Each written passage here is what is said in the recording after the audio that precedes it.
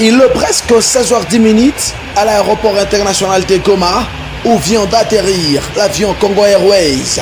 À son bord, une délégation du gouvernement congolais dirigée par le ministre national de l'Environnement et Développement durable, Maître Claude Nyamugabo Basiboué, accompagné du directeur général du Fonds forestier national FFN, M. Honoré Moulumba Kalala, accueilli par les agents de la direction provinciale du Fonds forestier national Nord Kivu.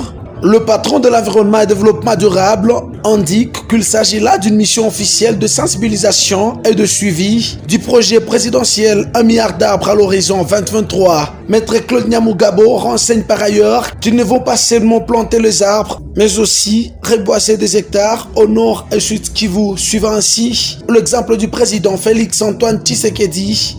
Ce ne sera pas symbolique, nous allons planter effectivement les arbres avec les gouverneurs.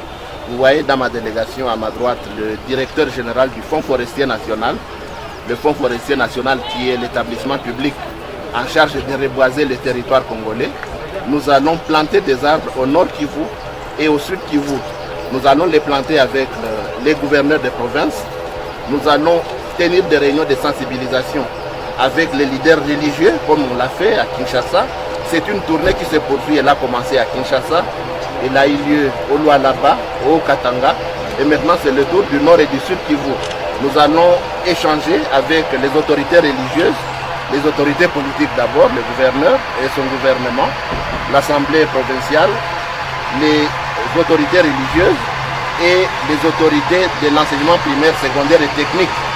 Parce que le président Félix Tshisekedi veut planter les 1 milliard d'arbres avec la jeunesse. C'est pour ça que le programme est intitulé Jardin scolaire pour 1 milliard d'arbres à l'horizon 2023. Nous allons échanger donc avec les responsables de l'EPST afin que nos jeunes apprennent la valeur de l'arbre, qu'ils apprennent la valeur de l'arbre et le rôle que joue la République démocratique du Congo dans la protection de la planète. L'occasion est d'autant plus belle que notre chef de l'État, son Excellence Félix Antoine Tshisekedi, et depuis quelques jours, le président en exercice de l'Union africaine.